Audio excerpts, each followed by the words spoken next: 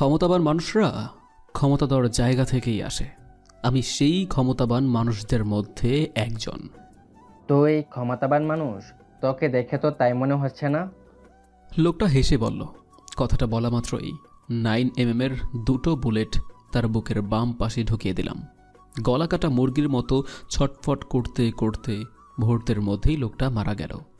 পিস্তলে silencer লাগানো ছিল, যার ফলে গুলি করায় কোনো আওয়াজ কেউ শুনতে পায়নি। কারো চেহারায় লেখা থাকে না সে কতটা ডেঞ্জারাস। পরের দিন সকালে নতুন একটা বাসার সামনে এলাম। অনলাইন বাসা ভাড়া ওয়েবসাইটে দেখলাম বাসা ভাড়া দেওয়া হবে, তাই সময় নষ্ট না করে চলে এলাম। দেখে বোঝা যাচ্ছে এই বিল্ডিংয়ে অনেক মানুষ আছে। বেশিরভাগ মানুষ চাকরি করেন হয়তো, কারণ বিল্ডিংটি দেখে বোঝা যাচ্ছে অনেকটা ধনীদের থাকার জন্য একটা বাসা। বাইরে থেকে বাসাটা অনেক ভালো লাগছে, হয়তো ভিতরটা আরও ভালো হবে নিশ্চয়ই। কাকে চাই?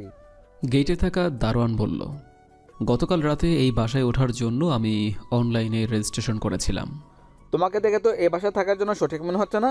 নিজের চেহারা দেখেছো কখনো? দয়া করে গেটটা খুললে আমি ভিতরে আসতে পারি। বাড়িওয়ালা তোমাকে আজকে তাড়িয়ে দেবে। মিলিয়ে নিও আমার কথা। তোমার মতো বন মানুষকে কেউ বাসা ভাড়া দেবে না, তা আবার এমন একটা যুগে। গেট খুলে দিয়ে বলল, আমার রুমের চাবিটা মনে হয় আপনার কাছে হবে হয়তো। অনলাইন সাইটে সেটাই লেখা আছে। মানে রেজিস্ট্রেশন করার পর আপনার থেকে চাবিটা নেওয়ার কথা বলা হয়েছিল। এ নাও, রুমে গিয়ে আগে সব ছড়িয়ে ছিটিয়ে রেখো না, কারণ তোমাকে আজকে বের করে দেবে। ওনার কথার কোনো উত্তর না দিয়ে বাসার মধ্যে ঢোকার জন্য সামনে এগোতে লাগলাম। লিফটের কাছে গিয়ে লিফটের জন্য অপেক্ষা করতে লাগলাম। আমার রুমটা অনেকটা উপরে পড়েছে, পায়ে হেঁটে এত উপরে ওঠার ইচ্ছে নেই।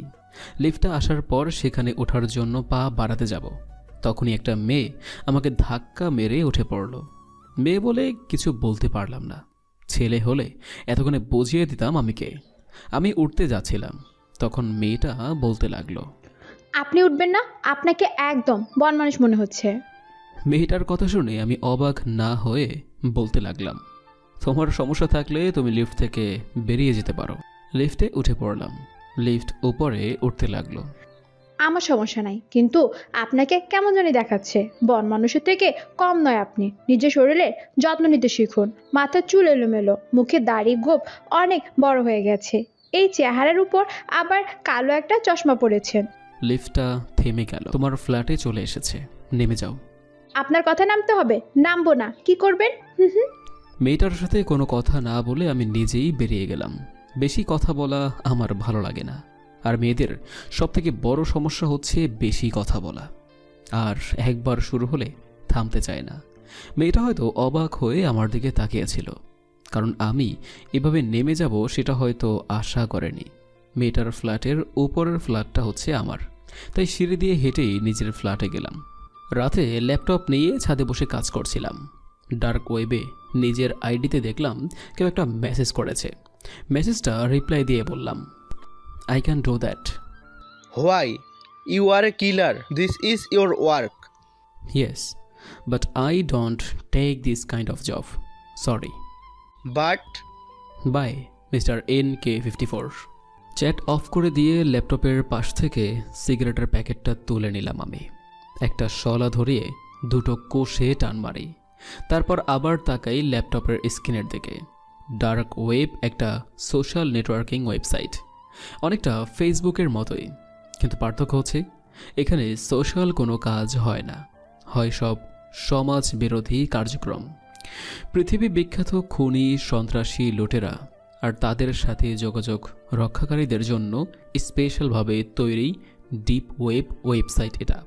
এখানে প্রতিদিন শুধু ব্যবসা হয়, মানুষের জীবন কেনা বেচার ব্যবসা। সাধারণ মানুষ মনে করে যে তারা গুগলের কাছ থেকে যা খুশি তা পেতে পারে, কিন্তু এই ধারণা একদম ঠিক নয়। কারণ ইন্টারনেট জগতে অনেকটা আমাদের বাস্তব পৃথিবীর মতোই, যার বেশিরভাগ রূপ সাধারণ কেউ দেখতে পারে না। ইন্টারনেটে ডিপ ওয়েব বলে একটা জগৎ আছে, যেটা অনেকটা পৃথিবীর আন্ডারওয়ার্ল্ডের মতো। সাধারণ ব্রাউজার দিয়ে সেখানে প্রবেশ করা যায় না, বিশেষভাবে তৈরি ব্রাউজার ব্যবহার করে সেখানে প্রবেশ করতে হয়, আর তার জন্য প্রয়োজন হয় প্রচুর পরিমাণে টাকা। পৃথিবীতে ঘটে যাওয়া শতকরা 90% হাই প্রোফাইল অবৈধ কাজগুলো আগে এইসব ওয়েবের মাধ্যমেই প্ল্যান হয়। আর এটা একটা ক্রাইম বাজার। টাকার আদান প্রদান, কন্ট্রাক্ট দেওয়া নেওয়া হয়, সব হয় এখানে। আর এছাড়াও আরও যেসব কাজ হয় তা সম্পর্কে সাধারণ কেউ ভাবতেও পারে না। এবার আমার পরিচয়টা দেয়া যাক। আমি আবির, একজন মাফিয়া, বাংলাদেশের টপ মাফিয়াদের মধ্যে একজন, যে কেউ যখন তখন আমাকে ভাড়া করতে পারে না। প্রত্যেকটা কাজের জন্য আমার নিজস্ব রেট আছে, যা সবার পক্ষে খরচ করা সম্ভব নয়। তাই আমাকে শুধুমাত্র হাই প্রোফাইলের কাজের জন্যই ডাকা হয়। যেন তেন কাজ আমি হাতে নেই না। একটু আগে যার সাথে চ্যাট হলো তাকে আমি চিনি না, শুধু তার প্রোফাইল নাম জানি, NK54। শুধু একটা অ্যাকাউন্টের প্রোফাইল নেই। এই নামের পিছনের ব্যক্তিকে কেউ চেনে না, যেমন কেউ চেনে না আমার প্রোফাইলের মালিককে। কাউকে নিজের নাম ব্যবহার করতে দেওয়া হয় না, শুধু নিজ নামের অর্ধাংশ অক্ষর আর কিছু নম্বর। সিকিউরিটির জন্যই এটা করা হয়। আমার প্রোফাইল নেম যেমন ASK39। তখনই মনে হলো ছাদের দরজার পাশে কেউ দাঁড়িয়ে আছে। ল্যাপটপের ডালাটা নামিয়ে দিলাম। কে ওখানে? দেখতে পেলাম সকালের সেই মেয়েটা দরজার ওপাশ থেকে বেরিয়ে আসছে। আপনি এত রাতে এখানে কি করছেন? মেয়েটা বলল। আমি এখানে কি করছি সেটা নিশ্চয়ই তোমাকে বলবো না। তুমি এখানে কি করতে এসেছো সেটা বলো। আমিও নিশ্চয়ই আপনাকে কিছু বলবো না। কোনো কথা না বাড়িয়ে ল্যাপটপটা হাতে নিয়ে নিজের রুমে চলে আসলাম। ল্যাপটপ অন করে আবার ডার্ক ওয়েবে নিজের আইডিতে ঢুকে পড়লাম। সেখানে FJ423 থেকে একটা মেসেজ এসেছে। তার সাথে কথা বলতে লাগলাম কিছুক্ষণ। একটা ছবি পাঠিয়ে দিল, সাথে ঠিকানা।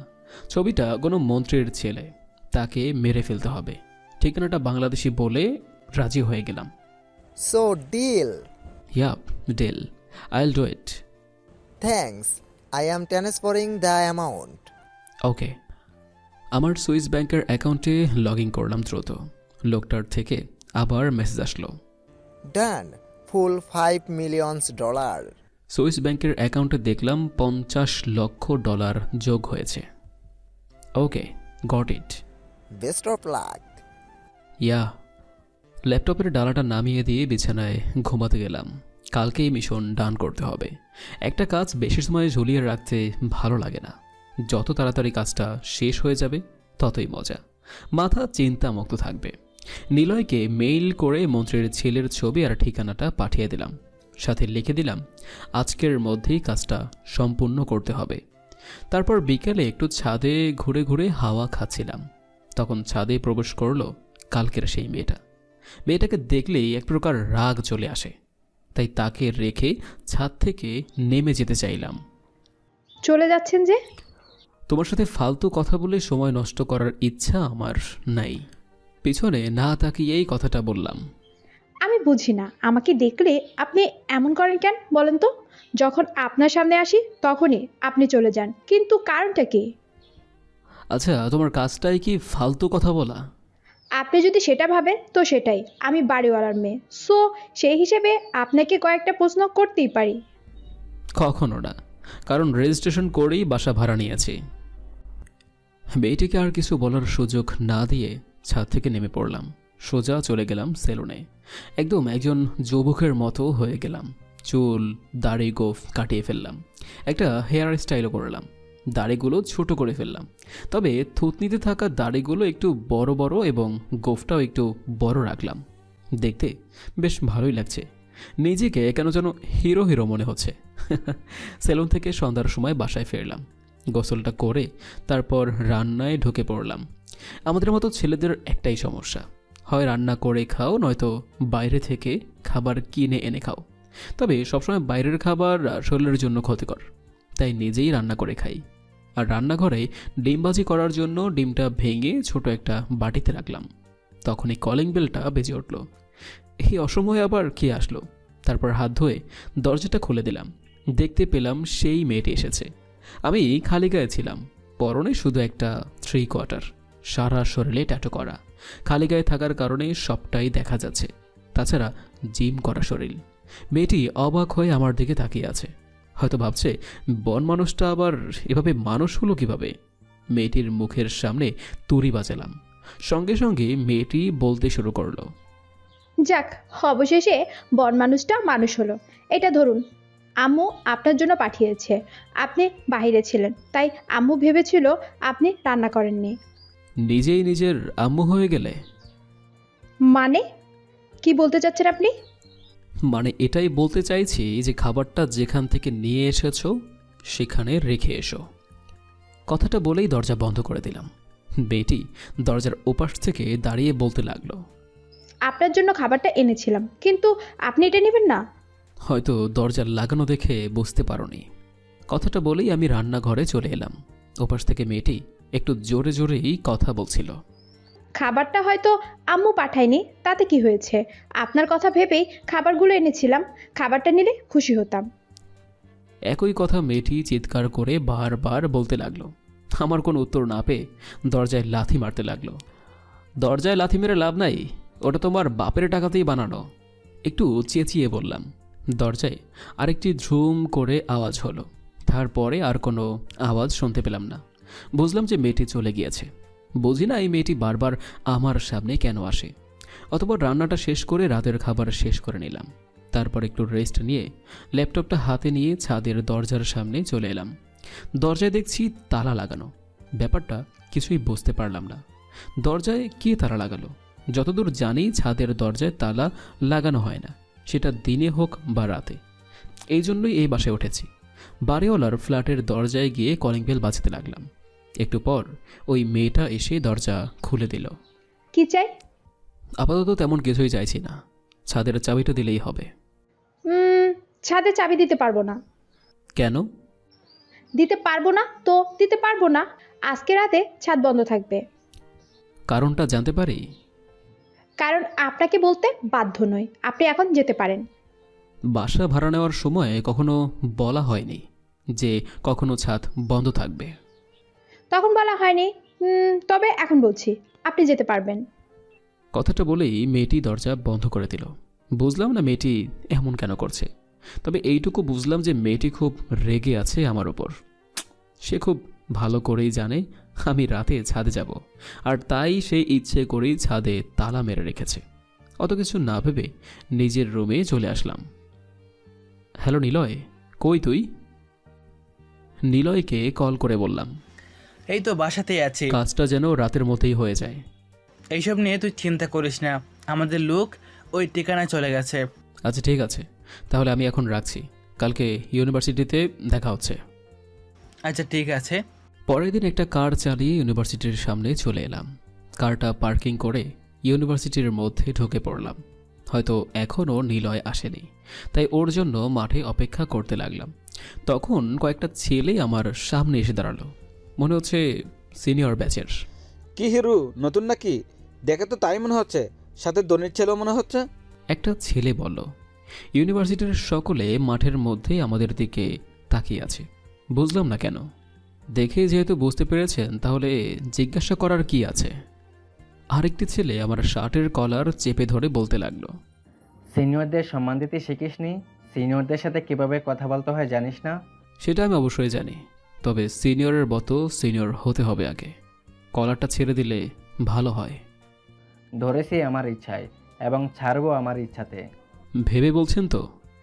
তোর কলার ধরাতে ভাবাভাবির কি আছে রে? বেশি কথা বললে এখানে মেরে রেখে দেব। ছেলেটার কথা শুনে মাথায় রাগ উঠে গেল। ভাবছি ছেলেটাকে এখানেই মেরে ফেলবো। না, কিন্তু সেটা করতে ইচ্ছে করছে না, তাই বোঝাতে লাগলাম। ইউনিভার্সিটিতে আজ প্রথম এসেছি, তাই কোনো ঝামেলা করতে চাইছি না। ভালোভাবেই বলছি, কলারটা ছেড়ে দিলে ভালো হয়। ছাড়বো না, কি করবি? তখন একটা মেয়ে এসে ছেলেটিকে ধাক্কা দিয়ে সরিয়ে দিল। মেয়েটি আমার বাড়িওয়ালার সেই মেয়ে। আই রকি, উনি আমাদের বাসায় ভাড়াটিয়া। ওকে এভাবে কেন ধরেছিস? মেয়েটি বলল। নতুন এসেছে, তাই একটু ক্লাস নিচ্ছিলাম। তোরা যা এখান থেকে, আমি ওকে দেখছি। নেহা বলল বলে আজকের মতো ছেড়ে দিলাম। পরবর্তী সময় সিনিয়রদের সম্মান দিয়ে চলবি, আশা করি। ছেলেগুলো চলে গেল। বুঝলাম মেয়েটার নাম নেহা। হয়তো ছেলেগুলো ওর আগে থেকেই চেনা। মেয়েটি কিছু একটা বলতে যাবে, কিন্তু সুযোগ না দিয়ে সেখান থেকে হাঁটা ধরলাম। আপনাকে বাঁচিয়ে দিলাম, অন্তত ধন্যবাদ তো দিতে পারেন। নিজেকে বাঁচানোর জন্য যথেষ্ট শক্তি আমার শরীরে আছে। হাঁটা না থামিয়ে বলতে লাগলাম, কেমন শক্তি আছে দেখতেই তো পেলাম। আমি না আসলে ওরা আপনাকে এতক্ষণে মেরে হাসপাতালে পাঠিয়ে দিত।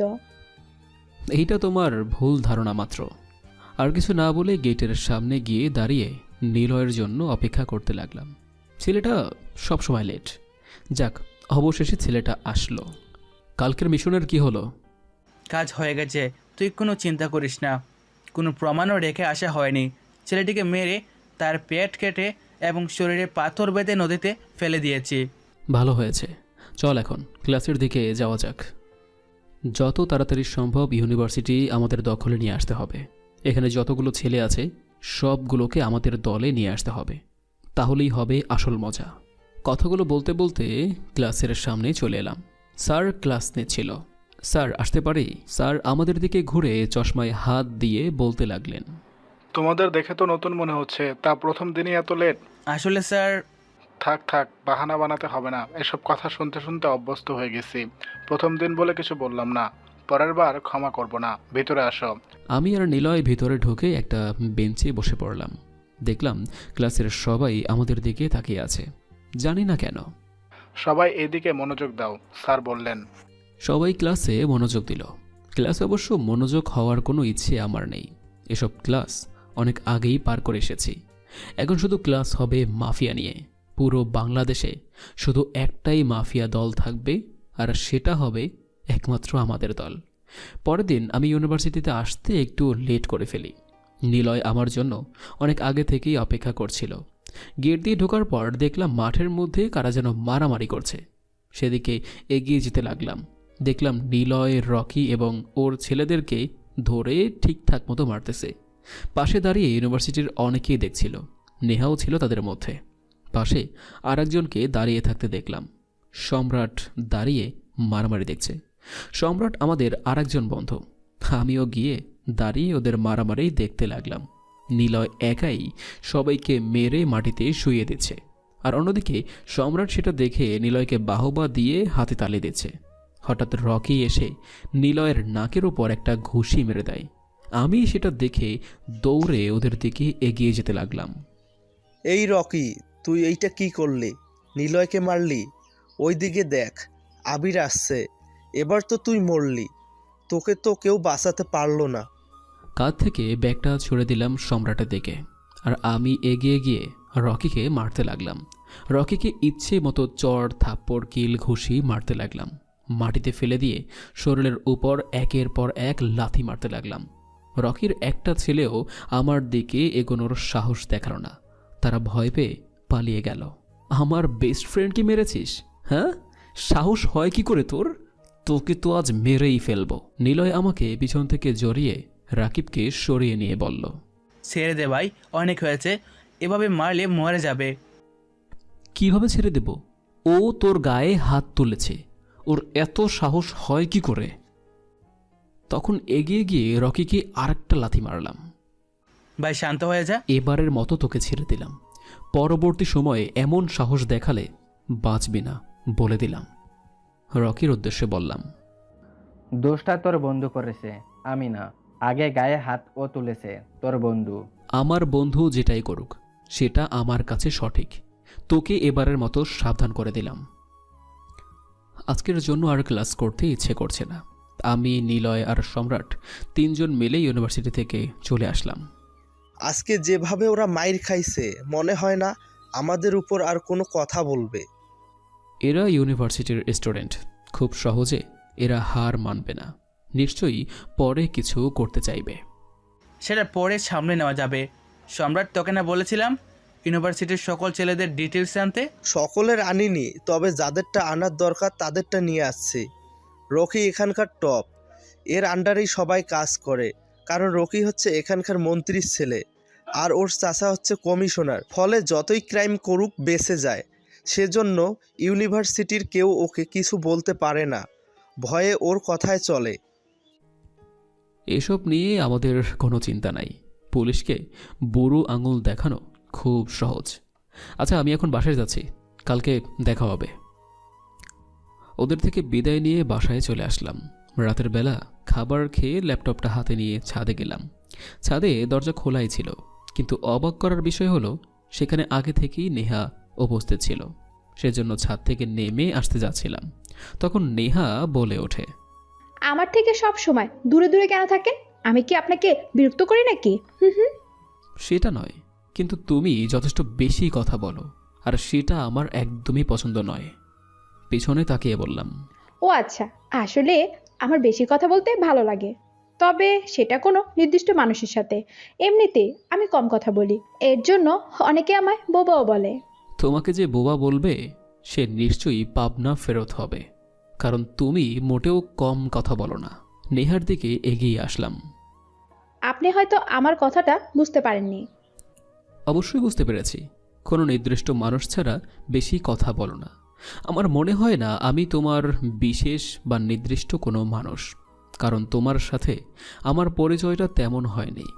তাই এটাই বলতে হয়, তুমি সবার সাথেই বেশি কথা বলো, আর তোমাকে যারা বোবা বলে তারা নিশ্চয়ই পাগল হবে। তার মানে আপনি বলতে চাচ্ছেন আমি বেশি কথা বলি? তোমার কথা বলা দেখে তো তাই মনে হচ্ছে। আমি মোটেও বেশি কথা বলি না, আপনার সাথে একটু বেশি কথা বলি, এই আর কি। আমার সাথে বেশি কথা বলার কারণটা কি জানতে পারি? তেমন কোনো দরকার নেই, তবে আপনার সাথে কথা বলতে ভালো লাগে। আচ্ছা, এসব বাদ দিন, আপনাকে কয়েকটা প্রশ্ন করি, আপনি সেগুলোর সঠিক উত্তর দিন। তোমার প্রশ্ন শুনে উত্তর দিতে মোটেও ইচ্ছে করছে না, সো প্রশ্ন করা থেকে বিরত থাকো। আমি অবশ্যই প্রশ্ন করব, আর আপনি সেগুলোর উত্তর দেবেন। আমি মোটেও বাধ্য নই, সো তুমি আমাকে জোর করতে পারো না। নেহা আমার দিকে এগিয়ে এসে আমার দুই বাহু শক্ত করে ধরে বলে, আপনি যদি আমার প্রশ্নগুলো শুনে উত্তর না দেন, তো আমি আপনাকে ছাদ থেকে ধাক্কা মেরে নিচে ফেলে দেব। সাঁতার জানা মানুষকে সমুদ্রের ভয় দেখাচ্ছ? মানে মানে কি বলতে চাচ্ছেন আপনি? ওসব তুমি বুঝবে না, অনেক রাত হয়ে গিয়েছে, তোমার নিচে যাওয়া উচিত হবে। আপনি এত হেয়ালি করে কথা কেন বলেন? এটা কি আপনার জন্মগত সমস্যা? এটা যদি আমার জন্মগত সমস্যা হয়, তাহলে নিশ্চয়ই বেশি কথা বলাও তোমার জন্মগত সমস্যা হবে। নেহা বড় বড় চোখ করে আমার দিকে তাকিয়ে আছে, বাহু দুটো আর শক্ত করে চেপে ধরে। বুঝলাম মেয়েটা প্রচণ্ড রেগে আছে, কিন্তু রেগে গেলে তাতে আমার কি? কেন জানি মনটা ভালো লাগছে না, সেই জন্য মেয়েটির বকর বকর শুনেই যাচ্ছি। মেয়েটির বকর বকর অবশ্য খারাপ লাগছে না, কারণ কিছুক্ষণ পরপর দুটো কথা বলে ওকে রাগিয়ে দেওয়া যাচ্ছে। অবশ্য মেয়েটি রাগলে বেশ সুন্দর লাগে। নেহা আমার বাহু দুটো থেকে হাত সরিয়ে নিয়ে একটু দূরে গিয়ে উল্টো পাশ হয়ে দাঁড়ালো। আচ্ছা, আপনি আপনার বন্ধু নিলয়কে অনেকটা ভালোবাসেন, তাই না? নেহা আমার দিকে ঘুরে দাঁড়িয়ে বলল, অনেকটা। পৃথিবীতে একমাত্র ওকেই আমি সবচেয়ে ভালোবাসি এবং বিশ্বাসও করি। ওর জন্য নিজের জীবন দিতেও পরোয়া করব না, আর তেমনটা আমার বেলায়ও নিলয়ও করবে, সেটা আমি জানি। ও ভালো। আসলে সকালে মারামারি দেখে জিজ্ঞাসা করতে ইচ্ছে করলো, আপনাদের বন্ধুত্বটা কেমন? আচ্ছা, আপনাদের পরিচয় কবে থেকে? কয়েক বছর আগে থেকে। আপনার বাবা মা কোথায় থাকে? এ কি, তুমি তো দেখি প্রশ্ন করেই যাচ্ছ। প্রশ্ন করা থেকে বিরত থাকো, এসব আমার মোটেও ভালো লাগে না। আচ্ছা ঠিক আছে, করব না। আমি তো মাত্র কয়েকটা প্রশ্ন করলাম। আপনাকে যখন পুলিশ কোনো কেসের জন্য ধরবে, তখন বুঝবেন মজা, প্রশ্ন কাকে বলে। তুমি আবারও সাঁতার জানা মানুষকে সমুদ্রের ভয় দেখাচ্ছ। এসব না করে নিজের রুমে গিয়ে ঘুমাও। সেটাই আমার জন্য বেটার হবে, কারণ আপনার হেয়ালি করে কথা বলার ধরন মোটেও ভালো লাগছে না। মাথা একদম ব্যথা করছে। রুমে গিয়ে একটা ছোট বড় লম্বা একটা ঘুম দেই। নেহা ছাদ থেকে চলে গেল। আমি ল্যাপটপটা অন করে ডার্ক ওয়েবের জগতে ঢুকে পড়লাম। মিস্টার FJ432কে টেক্সট করলাম, mission done. Thank you and bye. Yeah bye. Dark web থেকে বেরিয়ে গেলাম। তারপর ল্যাপটপে একটা ভূতের মুভি প্লে করলাম। রাতে ছাদে বসে ভূতের মুভি দেখার মজাটাই অন্যরকম। তাছাড়া সেটা যদি হয় থ্রিলার কোনো কাহিনী, তাহলে তো জমেই গেল। তার পরের দিন গাড়ি ড্রাইভ করে ভার্সিটিতে চলে গেলাম। গাড়িটা পার্ক করে নামতেই পুলিশ আমাকে ঘিরে ফেলল। বুঝলাম না কেন, তারা কি বুঝতে পেরেছে আমি মিস্টার ASK39? পর্দার আড়ালে থেকে এতগুলো খুন করে এসেছি। তাছাড়া শহরে মাফিয়া টিম তৈরি করছি, তারা কি সব জেনে গিয়েছে?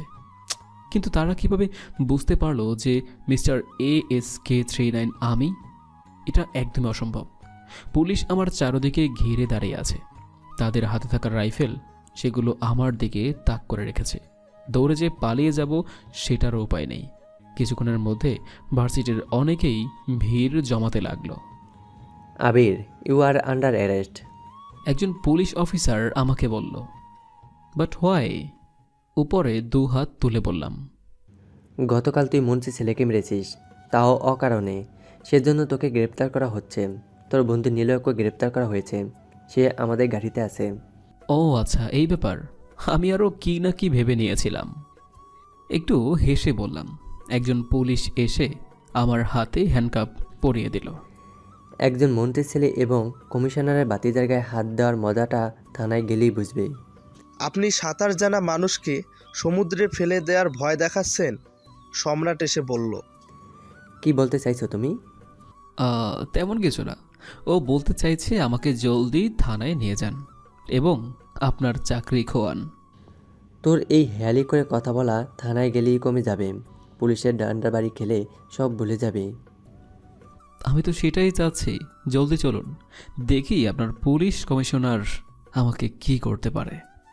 কয়েকজন পুলিশ আমাকে ধাক্কা মেরে গাড়িতে তুলে দেয়। দেখলাম নিলয়ও বসে আছে। আমাদের পাশে 2 জন পুলিশ বসে পড়ল।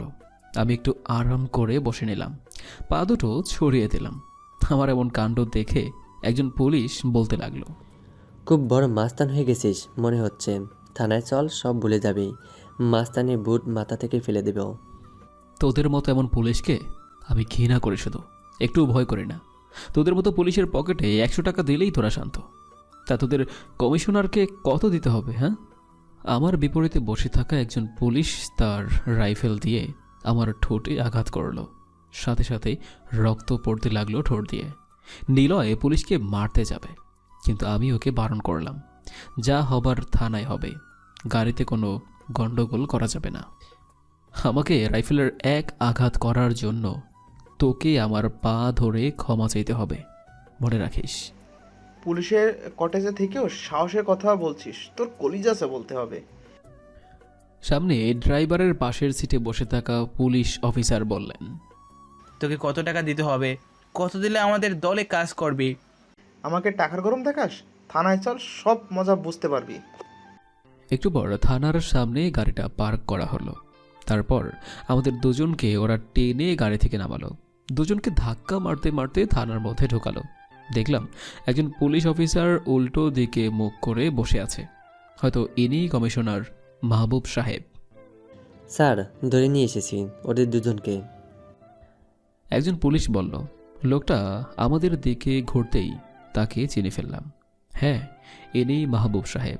আমি তাকে দেখে যতটা না অবাক হয়েছি, তার থেকে বেশি অবাক হয়েছেন তিনি আমাকে দেখে। তুই কিভাবে, কোথা থেকে আসলি হঠাৎ করে? তুই কিভাবে ভার্সিটিতে পড়িস? তুই তো... উত্তেজিত হয়ে বললেন মাহবুব সাহেব। আগে শান্ত হন, কেউ ওনাকে 1 গ্লাস পানি এনে দে রে, নয়তো পানি শূন্যতায় মারা যাবে। আমার প্রশ্নগুলোর উত্তর দে। টেবিলের উপর থেকে গ্লাস নিয়ে পানি খেয়ে বললেন, শান্ত হন। আমাকে ধরে আনার মানেটা কি? হ্যাঁ, এমন মারামারি তো দেশের প্রতিনিয়তই হচ্ছে। কই, তাদের তো ধরছেন না। আপনার ভাতিজাকে মেরেছি বলেই কি ধরে এনেছেন? যদি সেটা করে থাকেন তো ভুল করেছেন আপনি। আগে তুই আমার প্রশ্নের উত্তর দে। তুই এ ভার্সিটিতে কি করছিস? তোর তো আমেরিকা থাকার কথা। আমেরিকা থেকে কিছুদিন আগেই ফিরে এসেছি। ভাবতেছি বাংলাদেশের চিত্রটা পাল্টে দেব। ভার্সিটিতে কি করছি সেটা নিশ্চয়ই আপনাকে বলবো না। ভার্সিটির প্রিন্সিপাল যদি তোর আসল পরিচয় জানতে পারে, তাহলে তোকে ভার্সিটি থেকে তাড়িয়ে দিবে। মাহবুব সাহেব চেঁচিয়ে বললেন, আপনি সাঁতার জানা মানুষকে সমুদ্রে ফেলে দেওয়ার ভয় দেখাচ্ছেন? এসবে আমি অভ্যস্ত হয়ে গিয়েছি। সেদিন হয়তো বেঁচে গিয়েছিলি, কিন্তু আজকে বাঁচতে পারবি না। শয়তানটাকে জেলের মধ্যে ঢোকা। আজকে ওকে বুঝিয়ে দেব মাহবুব সাহেব কি জিনিস। কয়েকজন পুলিশ আমাকে জেলের মধ্যে ঢোকানোর জন্য আমার কাছে আসতেই ওদেরকে মেরে মাটিতে শুইয়ে দিলাম। অন্য সব পুলিশ এগিয়ে আসতে চাইলেও তাদের একই অবস্থা করলাম। মাহবুব সাহেব আমার দিকে তার পিস্তল তাক করলেন। নিজের জায়গা থেকে একটু নড়ছিস তো গুলি করে দেব। এমন সময় টেলিফোনটা বেজে উঠল। কলটা উঠান, আপনার বাপ ফোন করেছে। নিলয় বলল। কল রিসিভ করে এপাশ থেকে মাহবুব সাহেব শুধু ইয়েস স্যার এবং এখনই করছি স্যার ভাষাটাই শুধু ইউজ করল। একটু পর তিনি টেলিফোনটা নিচে রেখে দিল। তার চোখ দেখে বোঝা যাচ্ছে তিনি অনেক ঘাবড়ে আছে। সত্যি করে বলতো, তুই কি সেই আবির এখনো আছিস নাকি বদলে গেছিস? দেখে তো মনে হচ্ছে বদলে গেছিস। কোনো পাওয়ার নিশ্চয়ই আছে তোর, না হলে উপর থেকে ফোন করে তোকে ছেড়ে দিতে বলতো না। মাহবুব সাহেব উত্তেজিত হয়ে বললেন, একদম ঠিক ধরেছেন, একটা মাফিয়া টিম তৈরি করতেছি, যেই টিম বাংলাদেশকে ভিন্ন একটা রূপ দেবে। সবার মস্তিষ্কের মধ্যে সেই টিম বাস করবে। মানে কি বলতে চাইছিস তুই? সেটা এখন বলতে পারছি না, কিন্তু রাতে নিশ্চয়ই বলবো। এখন যাচ্ছি, রাতে দেখা হচ্ছে। কথাটা বলেই নিলয় আর আমি হাঁটা ধরলাম। কি বলতে চাইছিস তুই? হেয়ালেই করে কেন কথা বলছিস? পিছন থেকে মাহবুব সাহেব বললেন, সেটা না হয় রাতেই বলবো। রাত প্রায় তখন 10টা বাজে। কমিশনার মাহবুব সাহেব নিজের মতো করে গাড়ি চালিয়ে আসছেন। হয়তো সে জানে না তার জন্য কত বড় বিপদ অপেক্ষা করছে। রাস্তার এপাশ থেকে ওপাশ পর্যন্ত সুতো বাঁধা হয়েছে।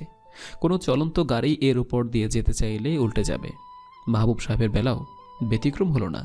গাড়িটা যখন এর উপর দিয়ে যাচ্ছিল তখন গাড়িটা উল্টো হয়ে কয়েক মিটার দূরে গিয়ে ছিটকে পড়ল। মাহবুব সাহেবের চিৎকার শোনা যাচ্ছে। অতঃপর গাড়ির কাছে আমি আর নিলয় এগিয়ে গেলাম। তো কমিশনার মাহবুব সাহেব, কেমন লাগছে এখন? অনেক দিনের হিসেবটা শেষ করতে খুব ভালো লাগছে। দয়া করে আমাকে ছেড়ে দে।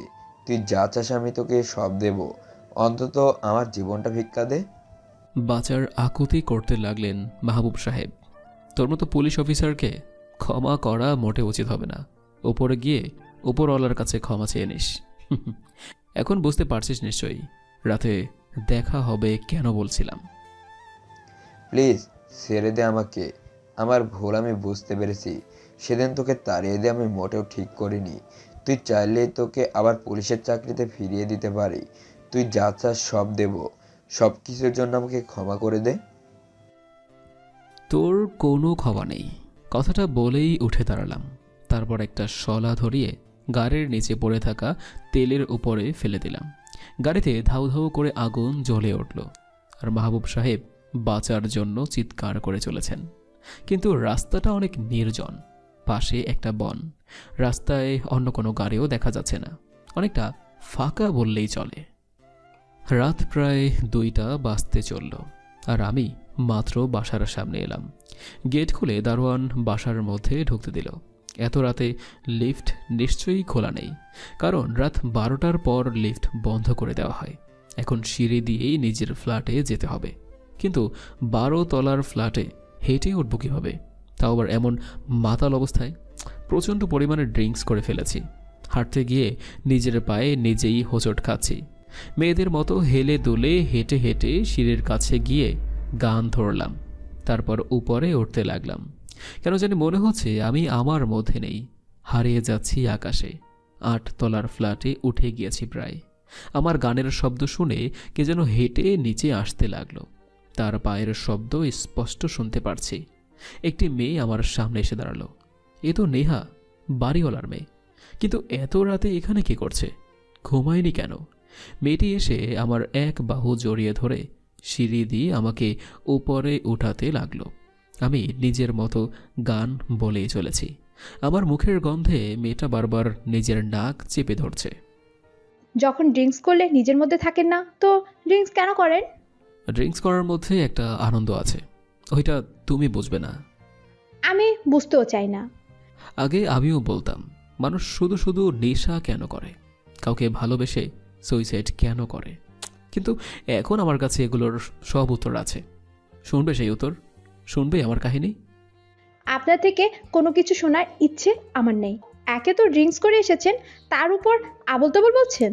তোমাকে শুনতেই হবে।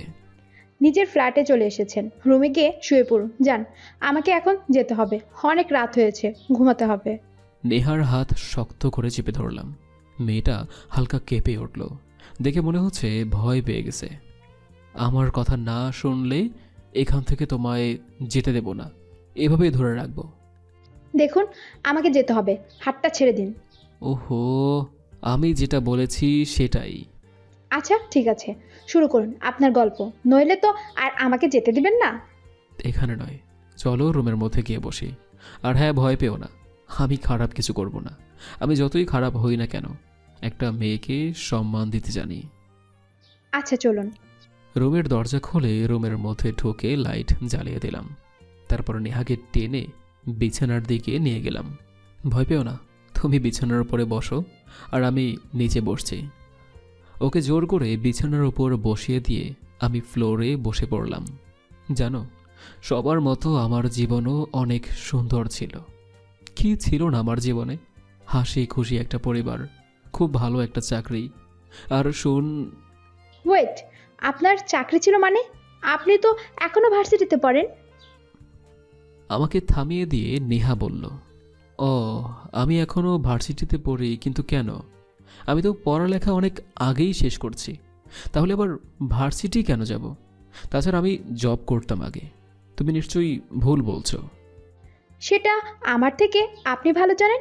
আচ্ছা, তারপর থেকে বলুন। প্রায় 3 বছর আগের ঘটনা। মাত্র 2 মাস হয়েছে আমি পুলিশের চাকরিতে জয়েন করেছি, কিন্তু বাবাকে তখনও বলিনি। কারণ পুলিশের চাকরি বাবা কখনো ভালোবাসতেন না। তিনি একজন সৈনিক ছিলেন। তিনি চেয়েছেন আমিও যেন সেনাবাহিনীর চাকরি করি, আর আমি চেয়েছিলাম আমি একজন সৎ পুলিশ অফিসার হয়ে দেখাবো। বাবা কয়েক বছর আগে সেনাবাহিনীর চাকরিটা ছেড়ে দিয়েছেন। আমি পুলিশের চাকরি করতে লাগলাম বাবার অজান্তে। কিন্তু একসময় বাবা জেনে গেল যে আমি পুলিশের চাকরি করছি।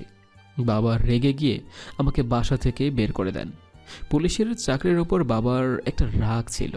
তিনি সবসময় মনে করতেন পুলিশরা নরখাদকের থেকেও কম না। তার এই ভুল ধারণাটা ভেঙে দেওয়ার জন্যই আমি পুলিশ হয়েছিলাম। বাবাকে দেখিয়ে দিতে চেয়েছিলাম যে কিছু পুলিশ সৎও হতে পারে। একটা সৎ পুলিশের টিম গড়তে চেয়েছিলাম। আর বাসা থেকে বের হওয়ার পর শপথ নিয়েছিলাম সৎ পুলিশ অফিসার হয়ে দেখাবো এবং অন্য সবাইকে সৎ পুলিশ অফিসার বানাবো। আমি আমার শপথ অনুযায়ী চলছিলাম। আমি থানার মধ্যে বসেছিলাম। তখন একটা লোক এসে বলতে লাগলো, স্যার আমাকে বাঁচান, কিছু গুন্ডা আমার দোকান হাতিয়ে নিছে, সেখানে মদের ব্যবসা শুরু করছে। চিন্তা করবেন না, যতক্ষণ আমরা আছি ততক্ষণ আপনাদের মতো মানুষদের সেবা দিয়ে যাব। লোকটা আমাকে অবাক করে দিয়ে বললেন, আপনাকে এই জন্য কত টাকা দিতে হবে? আমার কাছে এই 10,000 টাকাই আছে, এর বেশি দিতে পারবো না। শুনুন চাচা, আমি সরকারের টাকা নিয়ে চাকরি করছি, আর সেই টাকা জনগণের থেকেই আসে।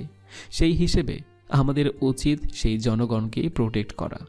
আপনি তো অনেক আগে থেকেই টাকা দিয়ে আসছেন, এই টাকা আপনি আপনার কাছেই রেখে দিন। কিন্তু স্যার, সব পুলিশ তো টাকাই নেই। সব পুলিশের সাথে আমাকে মেশাতে যাবেন না চাচা। এখন চলুন দেখি কারা মদের ব্যবসা করছে। লোকটাকে গাড়িতে করে তার দোকানের সামনে চলে আসলাম। গাড়িটা দোকানের একটু দূরে পার্ক করলাম। দেখতে পেলাম দোকানের সামনে অনেকেই ভিড় করে আছে। প্রায় 30 থেকে 40 জনের মতো লোক প্রতিবার জানাচ্ছে এমন একটা জায়গায় নেশাদ্রব্য বিক্রি করার জন্য, কিন্তু গুন্ডাদের ভয়ে কেউ এগোতে পারছে না। আমাকে দেখে তাদের মধ্যে একজন বলতে লাগলো, স্যার দেখুন না, এরা কি করছে? এদের জন্য সমাজের যুব ছেলেমেয়েরা নষ্ট হয়ে যাবে। আপনি দয়া করে ওদের গ্রেপ্তার করুন এবং দোকানের সব মদ নষ্ট করে দেন। আমি দেখছি বিষয়টা। আমি দোকানের ভেতরে গেলাম। তখন গুন্ডাদের মধ্যে একজন বলে উঠল, স্যার কিছু টাকা দিচ্ছি, চলে যান, এতে আমাদের এবং আপনারই ভালো হবে। আচ্ছা, আমি তাহলে এদের তাড়িয়ে দেই আগে। আচ্ছা স্যার। বাইরে বেরিয়ে পাড়ার ছেলেদের দিকে এগিয়ে গেলাম। ভিড়ের মধ্যে থেকে কেউ একজন বলে উঠল, পুলিশকে হয়তো টাকা দিয়েছে, এজন্য তাদের কিছু না বলে বাইরে চলে এসেছে। টাকার কাছে পুলিশ একটা কুত্তা। কথাটা কে বলল? সামনে এসো সাহস থাকলে। ভিড় ঠেলে একটা ছেলে আমার সামনে এসে দাঁড়িয়ে বলল। আমি বলেছি, সত্য বলতে ভয় পাই না কখনো। ছেলেটির কানের কাছে মুখ নিয়ে বললাম, ভয়ে যেহেতু পাও না, তাহলে আমাকে কেন এখানে আসতে হলো? গুন্ডারা সংখ্যায় মাত্র কয়েকজন, আর তোমরা অনেক। চাইলে তোমরাই এটার সমাধান করতে পারো। আগুন জ্বালিয়ে দাও দোকানে, ভয় পেও না, আমি কিছুই বলবো না। কথাটা যেন ছেলেটার বিশ্বাস হতে কষ্ট হচ্ছে, তাই আবারও বললাম, ভয় পেও না, যাও আর আগুন লাগিয়ে দাও। তোমাদের সাথে ওরা পারবে না। জনগণের শক্তি বড় শক্তি, প্রতিবাদ করতে শেখো। তোমার মধ্যেও শক্তি আছে। আমি পুলিশ বলে যে শুধু আমার মধ্যে শক্তি আছে, এটা ভাবলে ভুল করবে। ছেলেটা অন্য সবাইকে এই কথা বলে হাতে আগুনের মশাল নিয়ে দোকানের সামনে এগিয়ে গেল এবং দোকানে আগুন লাগিয়ে দিল ওরা। ধাউ ধাউ করে আগুন জ্বলছে। তারপর ওরাই গুন্ডাদের মেরে মাটিতে শুইয়ে দিল। তারপর আমি গুন্ডাদের সবাইকে গাড়িতে উঠিয়ে নিলাম। এদিকে বিকেলবেলায় থানায় একজন ছেলে আসলো। থানায় থাকা সকল পুলিশ তাকে সালাম জানালো, আমিও জানালাম। দেখে ক্ষমতাবান মনে হচ্ছে। তার সাথে আরও কিছু লোক এসেছে। আমার ছেলেদের কে গ্রেপ্তার করেছে? সে কি জানে না যে ছেলেগুলো আমার লোক, এই হিরোর লোক? বুঝলাম ছেলেটার নাম হিরো। আমি তার সামনে গিয়ে দাঁড়ালাম, তার হাত নাড়িয়ে দেখতে লাগলাম। আরে স্যার, আপনি কেন কষ্ট করে আসলেন? আপনি বললে আমি নিজে আপনার সাথে দেখা করতে চলে যেতাম। আরে বসুন না, ওই 2 কাপ কফি নিয়ে আয় কেউ। হিরোকে চেয়ারে বসিয়ে আমিও চেয়ারে বসে পড়লাম। এর মধ্যে কফি চলে এসেছে। কফি খেতে খেতে হিরো বলল, আমার ছেলেদেরকে কেন ধরে এনেছিস? আরে স্যার, আর বইলেন না, সকালে যে কি কাণ্ডটাই না হলো। প্রথমে পাড়ার সব লোক দোকানে আগুন লাগালো, তারপর আপনার ছেলেদেরকে মারতে লাগলো। আমি তো কোনো মতে গ্রেফতার করার ছুতোয় তাদের বাঁচিয়ে থানায় নিয়ে আসলাম। তা না হলে এতক্ষণে এরা মারাই যেত। এখন আপনিই বলেন, আমি কি ভুল করেছি নাকি? তোর বুদ্ধি আছে বলতে হবে অফিসার। এখন ওদের সবাইকে ছেড়ে দে। সেইটা না হয় দিচ্ছি, আগে কফিটা শেষ করুন। কফি শেষ হতে হতে গল্প করি, চলেন। মন্দ বলিসনি, কি গল্প করব? আপনাকে দেখেই তো বোঝা যাচ্ছে আপনি কত বড় ক্ষমতাবান মানুষ। অনেক পাওয়ার আছে, অনেক ব্যবসাও করেন। তো সেগুলোর ব্যাপারেই বলেন শুনি। তুই ঠিক ধরেছিস, অনেক পাওয়ার আমার। এই শহরে আমার উপরে কেউ কথা বলার সাহস দেখায় না। সব ধরনের কালো ব্যবসা করি। ঢাকার মধ্যে কয়েকটা মিল আছে আমার, সেগুলোতে মদ তৈরি করা হয়। তাছাড়া ইয়াবা, ড্রাগসের ব্যবসাও আছে। ঢাকার কোন কোন জায়গায় সেগুলো? হিরো কফি খেতে খেতে সব বলে ফেলল। তারপর আমি তার ছেলেদেরকে ছেড়ে দেই। যাওয়ার সময় আমাকে টাকার অফার দেয়, তবে আমি বলি এখন নয়, পরে নেব। হিরোর বলা সকল মিলে রাতের বেলায় অভিযান চালানো হলো। সকল মিলে আগুন লাগিয়ে দেই, আর সেখানে থাকা সকল লোককে গ্রেফতার করে থানায় নিয়ে এসে আটকে রাখি। গাড়িটা একটা চায়ের দোকানের সামনে পার্ক করলাম। সেখানে বসে চা খাচ্ছিলাম।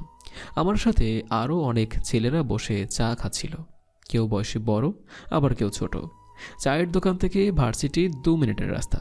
একটা মেয়ে স্টাইলিশ সাজে চায়ের দোকানের সামনে দিয়ে হেঁটে যাচ্ছিল।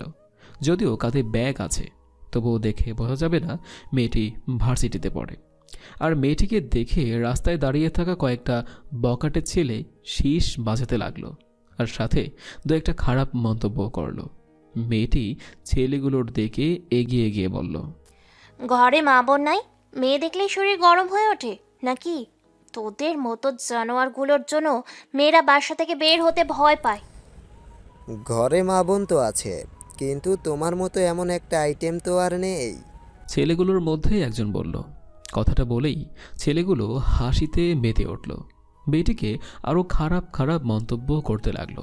চায়ের দোকানদার বলতে লাগলো, রোজ রোজ এদের দেখতে দেখতে অভ্যাস হয়ে গেছে, বুঝলেন স্যার?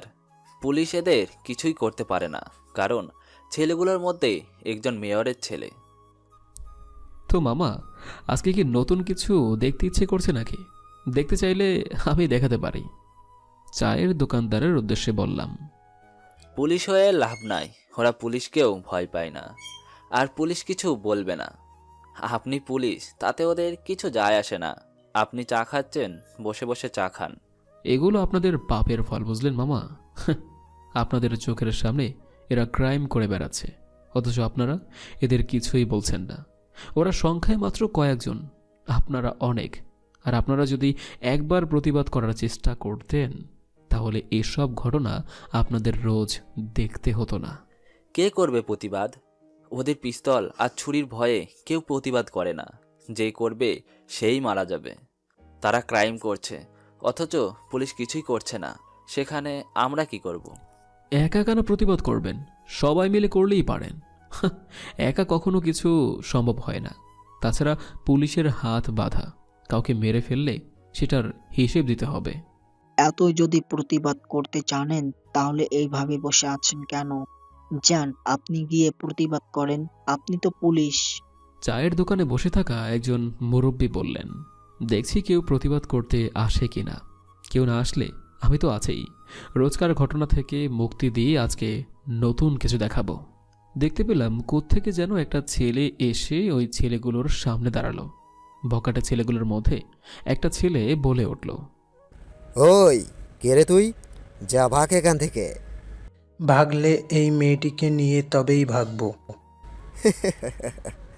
তুই মনে হয় আমাকে এখনো চিনতে পারিস নাই, তাই এরকম কথা বলছিস। অবশ্যই চিনি, তুই মেয়ের ছেলে, তাতে আমার কিছু যায় আসে না। এরপর থেকে যেন আর কোনো মেয়ের দিকে এভাবে তাকাতে না পারিস সেই অবস্থায় করে দেবো। তোর সাহস কি করে হয় আমাকে হুমকি দেওয়ার? কি দেওয়ার জন্য মনে সাহস দরকার হয়, আর আমার সাহসেই এই মেয়েটা। কারণ আমার মন জুড়ে শুধু এই মেয়েটা, ওকে আমি খুব ভালোবাসি। বাপ রে, এই যুগেও প্রেমিকা মজনু পাগলকে পাওয়া যায়? কি ভাগ্য আমার, নিজের চোখে মজনু দেখতে পাচ্ছি। ওর পায়ে একটা চুমু দেওয়া দরকার, তাহলে আমিও মজনু হয়ে যাব।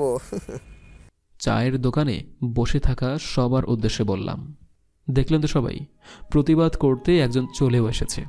এখন যদি আপনারা সবাই ওর পাশে গিয়ে দাঁড়ান, তাহলে বকাটে ছেলেগুলো এখান থেকে চিরতরে ভেঙে যাবে। কিন্তু আপনারা সেটা করবেন না, কারণ আপনাদের মনে ভয় কাজ করে, এই বুঝি মরে যাব। আরে জন্ম যখন হয়েছে মরতেও হবে, এটা মাথায় রাখবেন।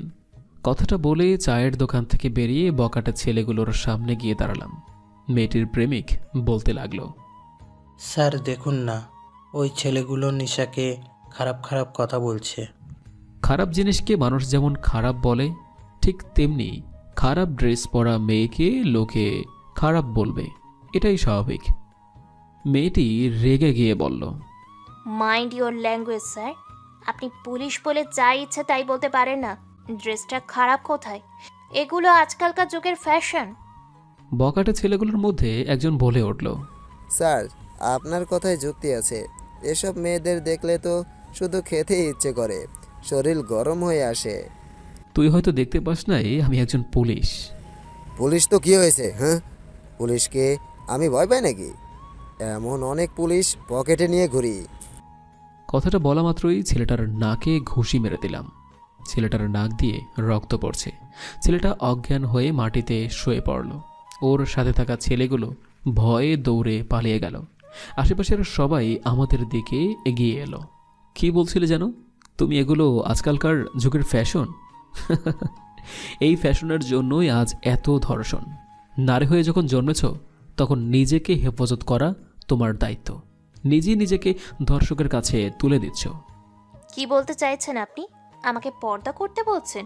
পর্দা করলেই ধর্ষণের হাত থেকে বেঁচে যাব? কই, নুসরাতও তো পর্দা করতো, তাহলে সে কেন বাঁচল না? সেই শিশুগুলোকে কেন ধর্ষণ করা হলো, যারা এখনো পর্যন্ত ভালো করে বুঝতেই শিখল না? আসলে নারী হয়ে জন্ম নেওয়াটাই খারাপ ভাগ্য। নারী, তুমি এভাবে চলো না, ওভাবে চলো না। বলতে গেলে নারীর কোনো স্বাধীনতা নেই।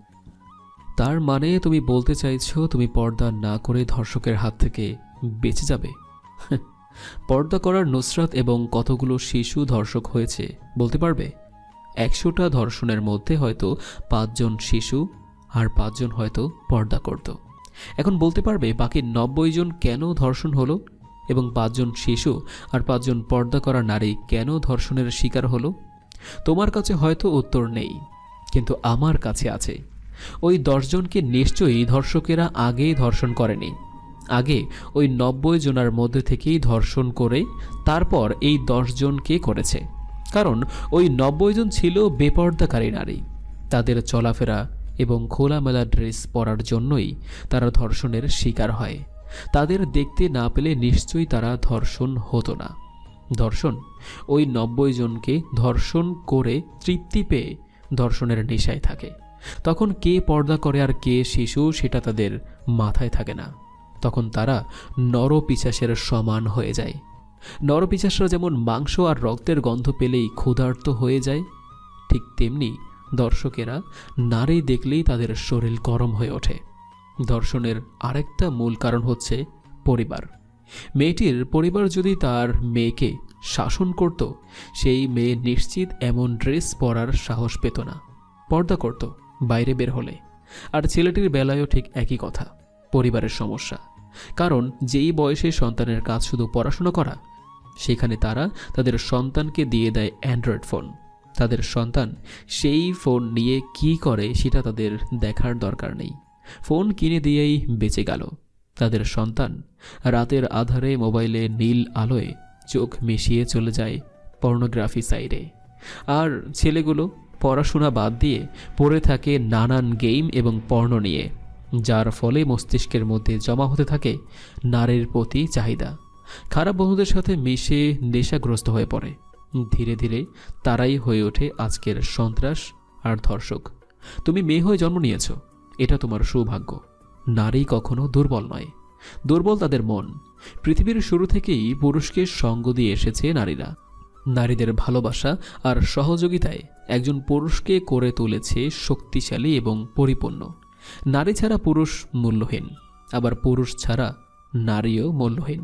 তবে পুরুষের থেকে নারীর সম্মান অনেক উচ্চতায়। সেই নারী যদি দুর্বল হয়ে পড়ে, তাহলে কিভাবে একজন পুরুষকে সে অনুপ্রেরণা যোগাবে? নারী হয়ে যখন জন্ম নিয়েছ, তখন নিজেকেই নিজের হেফাজত করতে হবে। কখনো নিজেকে নুসরাত বা ওই শিশুগুলোর সাথে তুলনা করে বোকামি করো না। নুসরাত হয়তো বাঁচতে পারেনি, তবে তুমি হয়তো বাঁচতে পারবে। ওই শিশুগুলো হয়তো বাঁচতে পারেনি, তবে তোমার সন্তান হয়তো বাঁচতে পারবে। তুমি যেমন হবে, তোমার সন্তান ঠিক তেমনই হবে। তো নিজে বাঁচো এবং অন্যদের বাঁচাও। আমার ভুল হয়ে গেছে স্যার, আমাকে ক্ষমা করে দেবেন। সত্যি আমি খুব বোকা মেয়ে, না হলে এমন ড্রেস কেন পরবো যেই ড্রেস আমাকে এবং অন্যকে খারাপ করবে। বুঝতে পেরেছ, এটাই অনেক। আমি চলি এখন, অনেক কাজ আছে। আর এইটাকে মাটিতে পড়ে থাকা মেয়রের ছেলে, থানায় নিয়ে যেতে হবে। স্যার আপনি একটু ভালো করে দাঁড়ান, আপনাকে একটা স্যালুট করি। মেয়েটির প্রেমিক বলল। ছেলেটির স্যালুট করা দেখে সকলে এগিয়ে এসে স্যালুট করতে লাগলো। সত্যি খুব ভালো লাগছিল। এই ঘটনাটা আমার জীবনের সেরা মুহূর্তগুলোর মধ্যে একটা হয়ে থাকবে। সবার উদ্দেশ্যে একটা উপদেশ থাকবে, প্রতিবাদ করতে শেখুন। জনগণ রুখে দাঁড়ালে মাস্তান সেখানে ধুলো মাত্র। সব পুলিশ যে টাকাওয়ালা মানুষের 5টা কুত্তা, সেটা ভাবলে ভুল করবেন। মেয়রের ছেলেকে সঙ্গে করে নিয়ে থানায় চলে আসলাম। তারপর তাকে জেলের মধ্যে ঢুকিয়ে দিলাম। এদিকে আকিব বলতে লাগলো, স্যার আপনি কাকে গ্রেপ্তার করে এনেছেন? ইনি তো মেয়রের ছেলে। কেন? মেয়রের ছেলে বলে কি ও শাস্তি পাওয়ার যোগ্য নয়? দোষ যে করবে শাস্তি সেই পাবে। স্যালুট স্যার, আপনার মতো একজন পুলিশ অফিসার আমাদের দরকার ছিল। এখন থেকে আমরা অন্যায়ের বিরুদ্ধে লড়ব। কিন্তু স্যার ওর নাক দিয়ে তো রক্ত বের হচ্ছে, চিকিৎসার দরকার ছিল না? চিকিৎসার দরকার নেই, মরলে মরবে। পৃথিবী থেকে একটা নরপিশাচ দূর হবে। ঠিক বলেছেন স্যার। রাহাত বলল, আমি সব সময় ঠিক বলি। একটু পর দেখো মেয়র আর হিরো সাহেব চলে আসবে। আসতে তো হবেই, কারণ হিরোর দলের ছেলেরা থানায় আর মেয়রের আপন ছেলে থানায়। কথাটা বলতে বলতেই হিরো, মেয়র সাহেব এবং তাদের ছেলেরা থানার মধ্যে ঢুকে পড়ল। জানি না এখন আমার অবস্থা কি হবে। হিরো থানার মধ্যে থাকা চেয়ার টেবিল ভাঙচুর করতে লাগলো। তোর সাহস কি করে হয় আমার সাথে লাগার? তোকে তো আমি এখানেই মেরে ফেলে রেখে দেব। শান্ত হ, গলা নামিয়ে কথা বল। এতদিন পুলিশ দেখেছিস, এখন থেকে পুলিশের পাওয়ার দেখবি। হিরো তার পিস্তল আমার দিকে তাক করে বলল, তোকে এখানে মেরে চলে যাব, পুলিশ আমাকে কিছুই করতে পারবে না। এরকম পুলিশ আমি পকেটে নিয়ে ঘুরি। রাহাত, ছবি তুলে নিয়েছো তো এই দৃশ্যের? রাহাতের উদ্দেশ্যে বললাম। হ্যাঁ স্যার, এখন এসব ছবি আর সেদিনের ভিডিও কমিশনারের কাছে পাঠিয়ে দেব, তারপর একে ডিরেক্ট এনকাউন্টার। তো মিস্টার হিরো সাহেব, এখন ভাগেন এখান থেকে, নইলে জেলের মধ্যে ভরে দেব। আপাতত তোকে কিছু বলতে চাইছি না। তোর বাপের সাম্রাজ্য ধ্বংস করে তারপর তোকে দেখব। আপাতত তুই এখান থেকে ভাগ। তোকে তো আমি দেখে নেব, তুই সাপের লেজে পা দিয়েছিস, মনে রাখিস। আপাতত আমিও তোকে কিছু বলছি না, তোর এই পুলিশগিরি আমি বের করে ছাড়ব। হিরো তার দলবল নিয়ে থানা থেকে চলে গেল। তারপর মেয়র সাহেব বলতে লাগলেন, আমার ছেলেকে কেন গ্রেপ্তার করছো? রাস্তায় দাঁড়িয়ে মেয়েদের সাথে খারাপ ব্যবহার করছিল।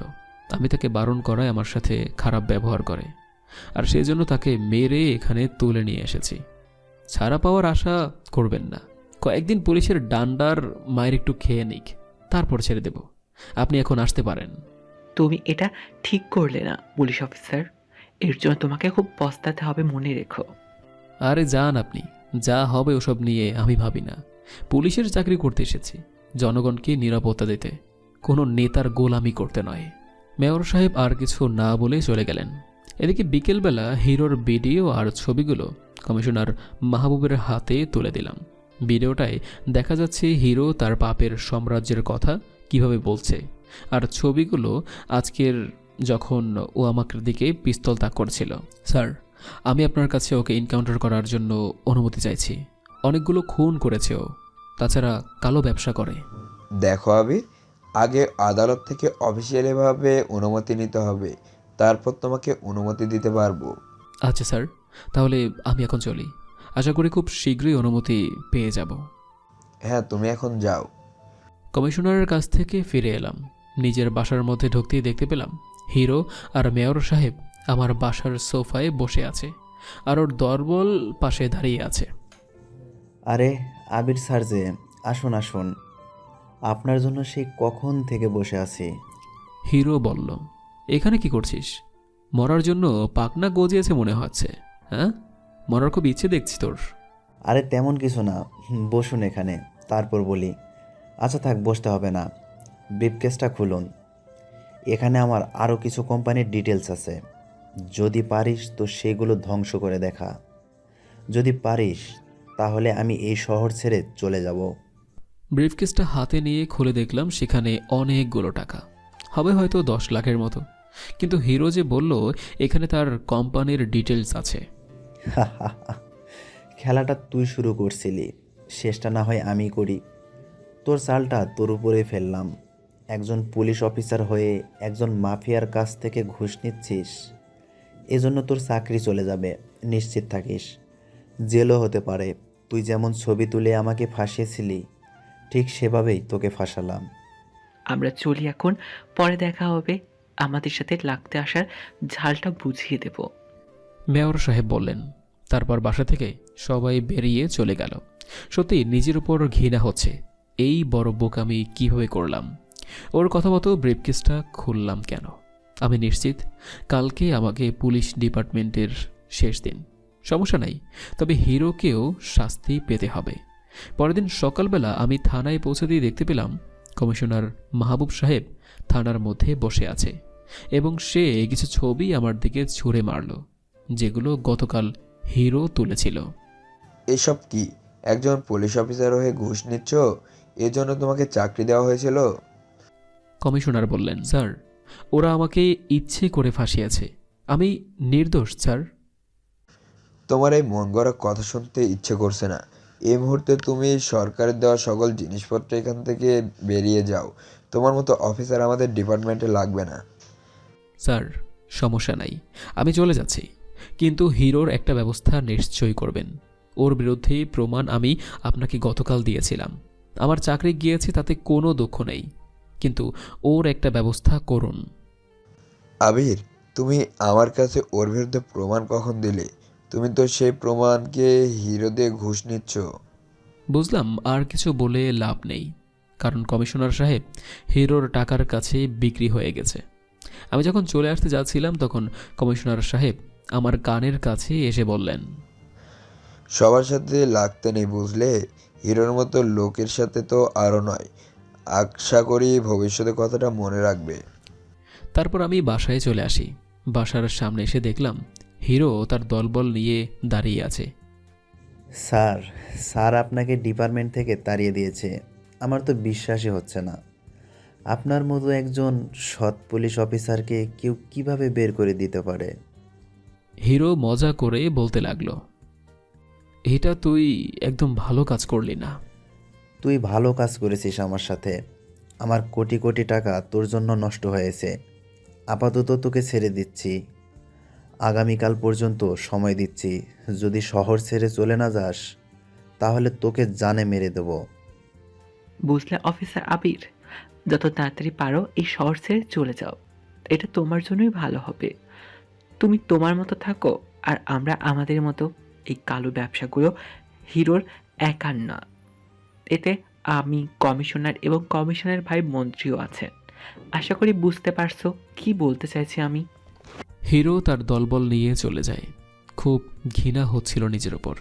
বারবার শুধু বাবার কথা মনে পড়ছিল। বাবা সেদিন ঠিকই করেছিলেন আমাকে বাসা থেকে তাড়িয়ে দিয়ে।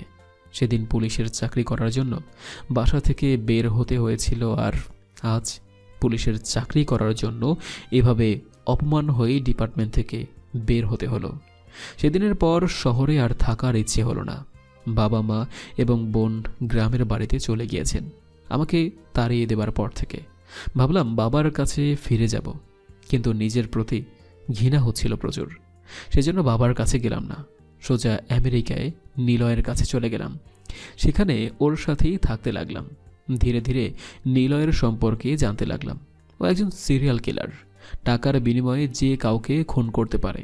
আর তাই আমিও ধীরে ধীরে ওর পথেই হাঁটতে লাগলাম। ভালো মানুষ হয়ে যেহেতু পৃথিবীতে থাকা মুশকিল, তাহলে খারাপ মানুষ হয়ে সবার ভয়ের কারণ হয়ে বেঁচে থাকব। আমেরিকা থেকে 2 মাস হলো ফিরেছি। এর মধ্যে 16টা খুন করে ফেলেছি টাকার বিনিময়ে, আর 16টা খুনের জন্য প্রায় 600 কোটি টাকা পেয়েছি। সবগুলো খুন করেছি নেতাদের এবং তাদের ছেলেদের, আর নয়তো কোনো বড় বিজনেসম্যানদের। আমেরিকা থেকে দেশে ফিরে এসেছি শুধু একটাই কারণে, হিরো এবং ওর সাথে থাকা সবাইকে পৃথিবী ছাড়া করব, আর ওর সকল পাপের সাম্রাজ্য ধুলোয় মিশিয়ে দেব। আজকে কমিশনার মাহবুব সাহেবকে শেষ করেছি, ধীরে ধীরে সবাইকে শেষ করব। কল্পনার জগৎ থেকে ফিরে এলাম। জীবনের কাহিনীটা বলতে বলতে ঘুমিয়ে পড়লাম। সকালে যখন ঘুম ভাঙলো তখন নিজেকে আবিষ্কার করলাম বিছানায়। ফ্রেশ হয়ে নিয়ে ভাবছি যে রান্না করব, কিন্তু তখন কলিং বেলটার আওয়াজ ভেসে আসতে লাগলো কানে। দরজা খুলেই দেখতে পেলাম সেখানে নেহা দাঁড়িয়ে আছে, আর হাতে সেদিনের মতো আজকেও টিফিন বক্স। কি ব্যাপার, আজকেও টিফিন বক্স হাতে দেখছি? সেদিনের কথাটা হয়তো তোমার মনে নাই। সেই দিনের কথা আমার মনে আছে, কিন্তু কালকে রাতের কথা কি আপনার মনে আছে? কালকে রাতের কথা মানে? কালকে রাতে কথা মানে আপনি আপনার জীবন কাহিনী আমাকে বলেছিলেন। মানে আমি কখন তোমাকে জীবনের কাহিনী বললাম? কেন মনে পড়ছে না? রাতে নিজের রুমে আমাকে এনে বিছানার উপর বসিয়ে তারপর তো সব গল্প বললেন। অবশ্য শুনেছিলাম মাতাল অবস্থায় কেউ কিছু বললে পরে সেটা মনে থাকে না। আজকে আপনাকে দেখে এইটা বিশ্বাস হলো। আচ্ছা আগে বলো তো, তোমার সাথে কোনো খারাপ আচরণ তো আমি করিনি? না, সেটা অবশ্য করেননি, শুধু নিজের লাইফের গল্পটাই বলেছেন।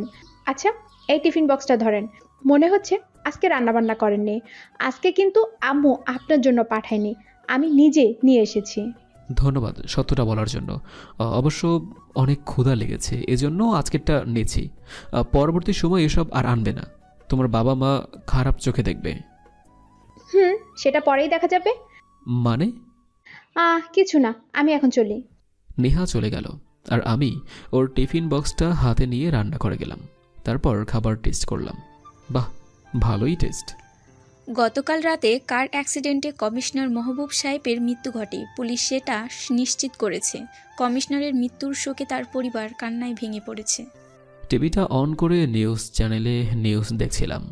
নিউজ চ্যানেলে যেই মেয়েটা কথা বলছে তাকে আমি খুব ভালো করে চিনি। ওর নাম হচ্ছে জেনি। কলেজ লাইফে একসাথেই পড়াশোনা করেছি। অনেকদিন পর তার চেহারা দেখলাম। হয়তো সে আমায় ভুলে গিয়েছে, অন্য কাউকে বিয়েও করে নিয়েছে, বাচ্চাও থাকবে নিশ্চয়ই। কতই না স্মৃতি পড়ে আছে ওর সাথে, সেগুলো কখনো ভোলার মতো নয়। মানুষ গিরগিটির মতো রং বদলাতে শুরু করেছে। গিরগিটি রং বদলায় বাঁচার জন্য, আর মানুষ রং বদলায় নিজের ভালো থাকার জন্য। কিছু মানুষ হয় ধূমকেতুর মতো, তারা জীবনে হঠাৎ করে এসে জীবন থেকে সব কিছু কেড়ে নিয়ে চলে যাবে। ওর কথা ভাবতেই কেন জানি খুব ভালো লাগে, কিন্তু ওর কথা ভাবলে যে আমি স্মৃতিকাতর হয়ে যাই। আমার চোখের কোণে জল গড়িয়ে পড়তে থাকে। সেটার পাত্তা আর দিলাম না, নিজের চোখের জলটা মুছে নিলাম। নিজের চোখটাও আমাকে ধোঁকা দেয়। ওর কথা ভাবলে নিজের অজান্তে চোখ থেকে জল পড়ে।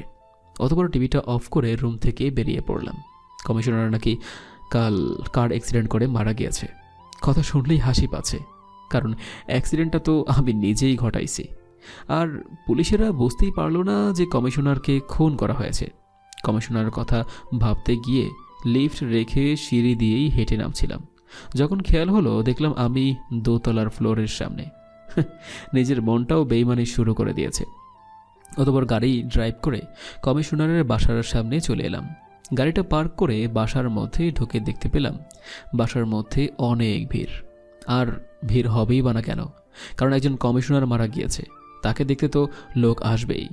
কমিশনারের লাশের পাশে তার বড় ভাই মন্ত্রী সাহেব দাঁড়িয়ে আছেন, পাশে হিরো আর মেয়র সাহেব।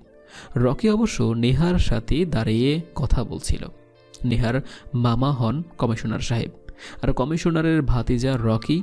নেহা আর রকি কেন জানি আমার দিকে তাকিয়ে আছে। ওদের তাকিয়ে থাকাটা মোটেও সুবিধা লাগছে না, যেন মনে হচ্ছিল রকি আমাকে এখানেই মেরে ফেলবে। কিন্তু নেহা ওর হাত ধরে আছে। নেহা আর রকি আমার কাছে এগিয়ে আসলো। আপনি এখানে? শুনলাম কমিশনার সাহেব মারা গিয়েছেন, তাই দেখতে এলাম। তোমার তো মামা হন কমিশনার সাহেব, তাই না? কিন্তু আপনি কিভাবে জানেন? সেদিন বললে যে রকি তোমার কাজিন হয়, তাই ধারণা করলাম। ও ভালো। নেহা আর রকি চলে গেল। আমি মন্ত্রীর পাশে গিয়ে দাঁড়ালাম। মেয়র আর হিরো আমাকে দেখে অবাক হয়ে যায়। অবাক হওয়ার কিছু নেই, আমি আবির, ফিরে এসেছি আবার। আর খেলাটা শেষ করতে হবে, যে খেলাটা শেষ না করেই চলে গিয়েছিলাম। মরার জন্য মনে হচ্ছে পাখনা গজিয়েছে। আগের বার হয়তো ছেড়ে দিয়েছিলাম, কিন্তু এবার সেই ভুলটা করব না। শান্ত হন মিস্টার হিরো। যেই কাজটা পুলিশ হয়ে করতে পারেনি, ওই কাজ পুলিশ না হয়েই করে দেখাবো।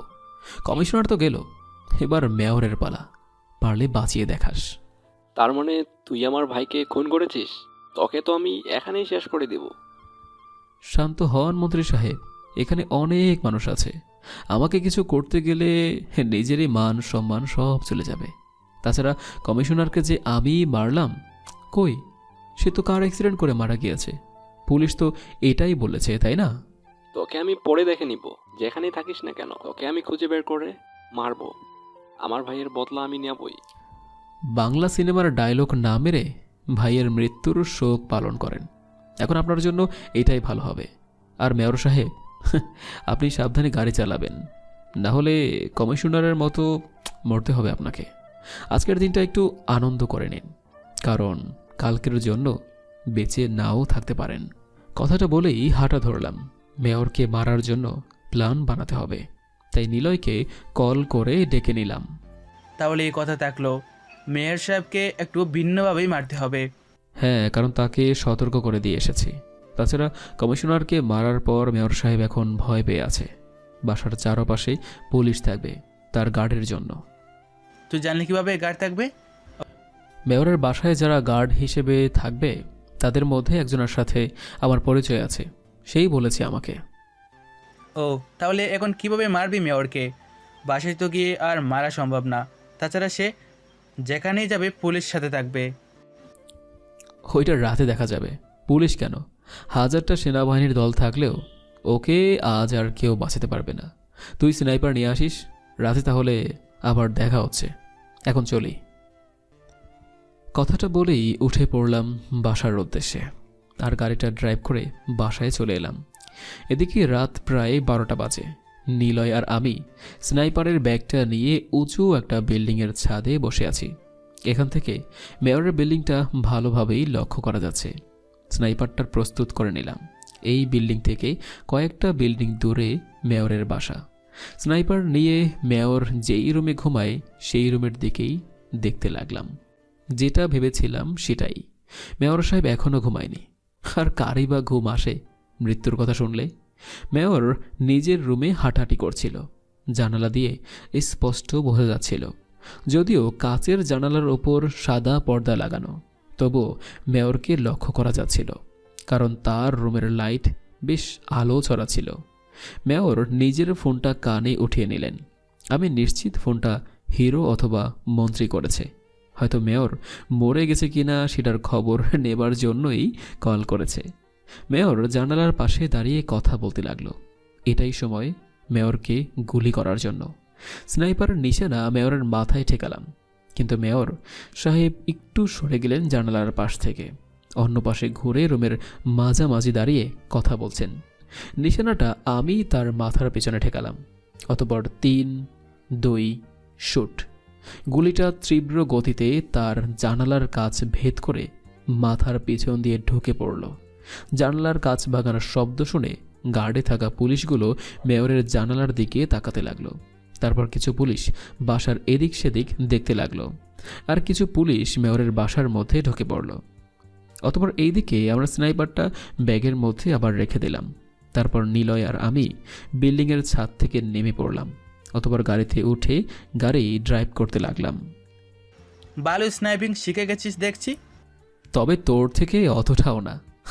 আমি তো মাত্র স্নাইপিং শুরু করেছি, আর তুই তো সেই কয়েক বছর আগে থেকেই। যাই বলিস না কেন, আজকের শ্যুটটা হ্যাপি ছিল। পুলিশ আর মেয়রকে বোকা বানিয়ে মেয়রকে মেরে অনেক মজা পাওয়া গেল। পরবর্তী টার্গেট থাকবে মন্ত্রী, আর শেষে হিরো। মন্ত্রীর কাহিনীটা কবে শুরু হবে? তুই চাইলে কালকেই শুরু করতে পারি। ওকে মারার প্ল্যান আমি করে রেখেছি। কি প্ল্যানিং করছিস? উত্তেজিত হয়ে বলল নিলয়। এখন মন্ত্রী আর হিরো দুজনই খুব আতঙ্কে আছে। আমাকে মারার চেষ্টা করবে, তার আগেই মন্ত্রীকে শেষ করতে হবে। ভাবতেছি স্নাইপার দিয়েই মন্ত্রীর গল্পটা ইতি টানব। ওকে, তাহলে কালকে রাতে আবার দেখা হবে। রাতে নয়, দিনে। মন্ত্রীকে মারব দিনে। কালকে ওর একটা জরুরি সভা আছে। আচ্ছা ঠিক আছে। নিলয়কে ওর বাসার সামনে নামিয়ে দিয়ে গাড়ি ড্রাইভ করে আমিও বাসায় চলে আসলাম। লিফট আজকেও বন্ধ। আজকেও আমার হেঁটে উপরে উঠতে হবে। আর গতকালকের মতো আজকে অবশ্য নেশা করে আসেনি। অতঃপর কালকের মতো আজকে আর গান না গেয়ে ভালো ছেলের মতো উপরে উঠতে লাগলাম। 11 তলায় ফ্ল্যাটের কাছাকাছি চলে এসেছি। তখনই দেখতে পেলাম নেহা দাঁড়িয়ে আছে। তখন একটু মাতাল হওয়ার ভান করে উপরে উঠতে উঠতে, আমার সামনে ভান করতে হবে না। নেশা না করে নেশাখোরদের মতো কখনো হওয়া সম্ভব না, বুঝলেন? কিন্তু তুমি এত রাতে এখানে কেন দাঁড়িয়ে আছো? ঘুমাতে যাও। ঘুম চোখে না আসলে কি করব? আর ঘুমালে একজন স্বপ্নের মধ্যে এসে ঘুম নষ্ট করে দেয়। সারাক্ষণ শুধু তার কথাই মাথাতে ঘুরপাক খায়। বলতে গেলে আমি তাকে ভালোবেসে ফেলেছি, তাই আমি। ওয়ে, এক মিনিট। আমার সাথে সব ভালোবাসাবাসি একদমই চলবে না। আমি কাউকে ভালোবাসতে পারবো না। আমি একমাত্র টাকাকেই ভালোবাসি। সরে দাঁড়াও, আমাকে রুমে যেতে দাও। আমি আবার কখন বললাম আমি আপনাকে ভালোবাসি? তাছাড়া আমি আপনাকে আটকেও রাখিনি, আপনি চলে যেতে পারেন। সত্যিই তো, নেহা কখন বলল যে সে আমায় ভালোবাসে? আমি একটু বেশি ভেবে ফেললাম নাকি? কিন্তু ও যেভাবে কথা বলছিল মনে হলো ও আমাকে ভালোবাসার কথা বলছে। তাছাড়া আমাকে যদি ভালোই না বাসে তাহলে সারাক্ষণ আমার পিছু পিছু ঘুরঘুর কেন করে? আর এত রাতে এইখানেই বা দাঁড়িয়ে থাকবে কেন? কি হলো, যাচ্ছে না যে? ভূতে দোলো নাকি আবার? না, ভূত তো ছেলে হয়ে যায়। আপনি তাহলে ভূত, আর আপনাকে নিশ্চয়ই পেতনি ধরেছে। হ্যাঁ, পেতনিতেই ধরেছে। তো মিস পেতনি, আপনি এখানে থাকেন, আমি আমার রুমে যাই। কথাটা বলে সিঁড়ি দিয়ে উপরে উঠতে লাগলাম। আমি আপনাকে কখন ধরলাম? আর আমি মোটো পেতনি নই, আমি যথেষ্ট সুন্দরী, প্রত্যেক দিন পার্লারে গিয়ে রূপচর্চা করছি। পেতনি না হলে নিশ্চয়ই পার্লারে যেতে না। আমাকে দেখেছো কখনো পার্লারে যেতে? কারণ আমি ভূত নই যে আমার রূপচর্চা করতে হবে। আমি এমনিতেই অনেক সুন্দর। পার্লারে গেলে কেউ পেতনি হয়ে যায় না। পার্লারে গেলে যদি কোনো মেয়ে পেতনি হয়ে যায়, তাহলে ছেলেরা সেলুনে যাওয়ার জন্য ভূত নিশ্চয়ই হবে। সো আপনি একটা ভূত, আর আপনার বিয়ে কোনো পেতনির সাথেই হবে, কথাটা মনে রাখবেন।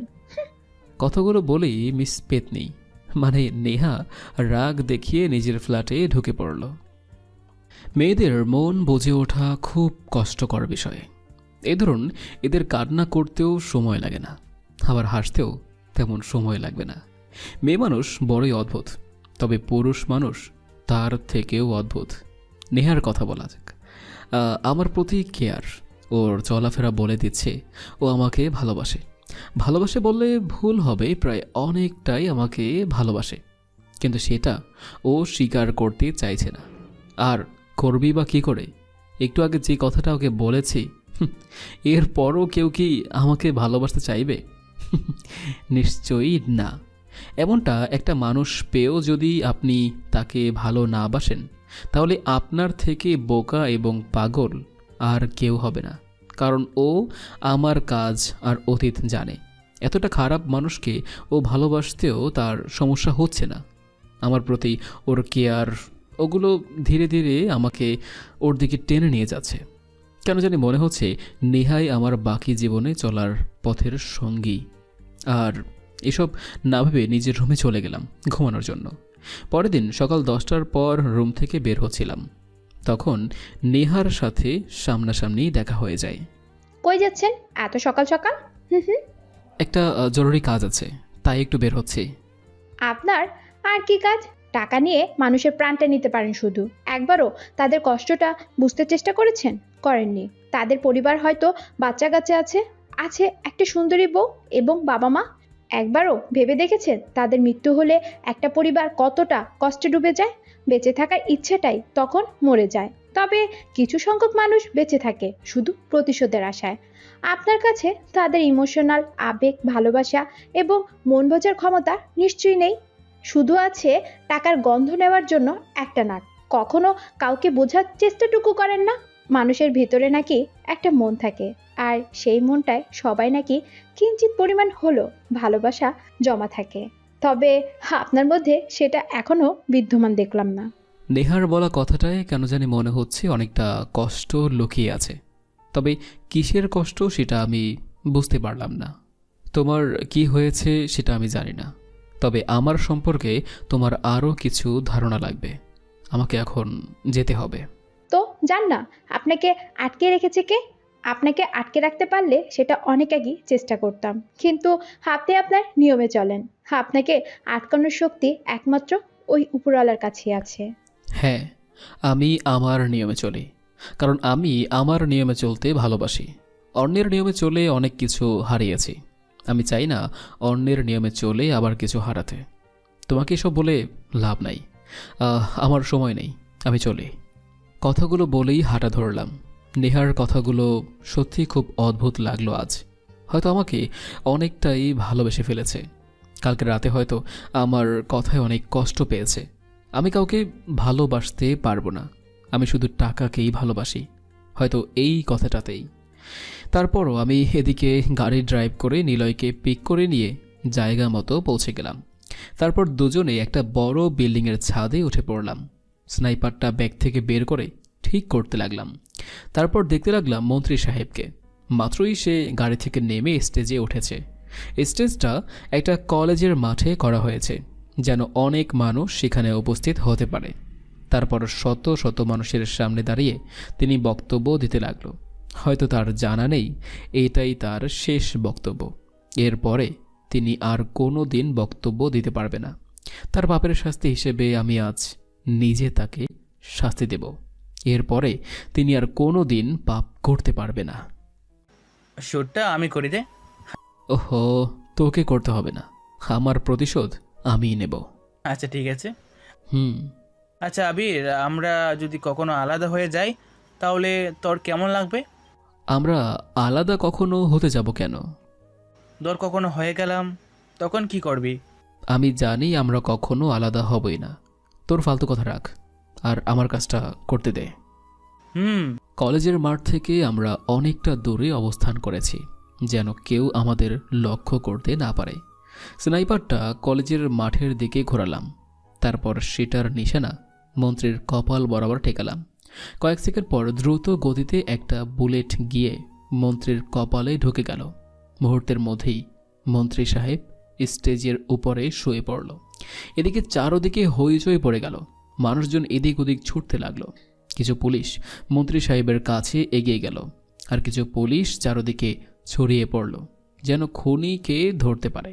কিন্তু তারা কখনোই খুনিকে ধরতে পারবে না, কারণ অনেক দূর থেকে গুলি চালিয়েছে। পুলিশের চোখ এত দূর আসবে না, আর একজনকে খুন করতে পারলেই আমার প্রতিশোধ শেষ হবে। হিরোকে খুন করার পর নিশ্চিন্তে একটা শান্তিতে ঘুম দিতে পারবো। প্রতিশোধের আগুন মানুষকে শান্তিতে ঘুমাতে দেয় না, সারাক্ষণ শুধু প্রতিশোধের কথা মাথায় ঘুরতে থাকে। তখনই হঠাৎ পিছন থেকে একটা বুলেট ছুটে এসে আমার পিঠ থেকে ঢুকে বুক দিয়ে বের হয়ে গেল। পিছনে ঘুরে দেখার সুযোগটাও পেলাম না বুলেটটা কে ছেড়েছে। তার আগেই ছাদ থেকে পড়ে গেলাম। আমার শরীরটা বাতাসে ভাসতে লাগলো, মাথায় শুধু ঘুরতে লাগলো কে বুলেটটা ছেড়েছে। ছাদে তো শুধু নিলয় আর আমিই ছিলাম, অন্য কেউ তো সেখানে ছিল না। কিন্তু নিলয় আমাকে কেন মারবে? ওর সাথে আমার কোনো শত্রুতা তো ছিল না। নিলয় আর আমি দুজনেই খুব ভালো বন্ধু, একে অন্যের জন্য জান পর্যন্ত দিয়ে দিতে পারি। ছাদে তো আর কেউ ছিল না, তাহলে কি নিলয় আমাকে মারার জন্য বুলেট ছুঁড়েছে? কিন্তু এটা করে ওর লাভটা কি হবে? তাহলে কি আমার সব টাকা পয়সাও হাতিয়ে নেওয়ার জন্য এটা করেছে? হঠাৎ ও আলাদা হওয়ার কথাটা কেন বলল? তাহলে কি নিলয় আমাকে বুলেট ছুঁড়েছে? আর ভাবতে পারছি না নিলয়কে নিয়ে। আমার প্রতিশোধ নেওয়ার কথা মনে পড়ে গেল। আমি আমার প্রতিশোধ নিতে পারলাম না, তার আগেই হয়তো দুনিয়া ছেড়ে চলে যাচ্ছি। মুহূর্তেই আবার নেহার কথা মনে পড়ে গেল। মেয়েটা আমাকে খুব ভালোবাসে। যখন শুনবে আমি আর বেঁচে নেই, তখন সে কি করবে? আমি ভেবেছিলাম ওর সাথে বাকি জীবনটা কাটিয়ে দেব, কিন্তু সেটা আর হলো না। প্রথমে জেনি আমাকে ছেড়ে চলে গেল, আর এখন আমি নেহাকে ছেড়ে চলে যাচ্ছি। ভালোবাসা হয়তো এমনই হয়, কাউকে ইচ্ছা করলেই সহজে পাওয়া যায় না। হয়তো ভালোবাসার মধ্যেই প্রকৃতি বাধা হয়ে দাঁড়াবে, আর নয়তো পরিবার। তখনই ধপাস করে একটা গাড়ির উপর আমি পড়ে গেলাম। মুহূর্তের মধ্যে দু চোখ বন্ধ হয়ে গেল, সাথে সাথে শ্বাস প্রশ্বাসও বন্ধ হয়ে গেল। হয়তো চলে যাচ্ছি চিরচেনা পৃথিবী থেকে।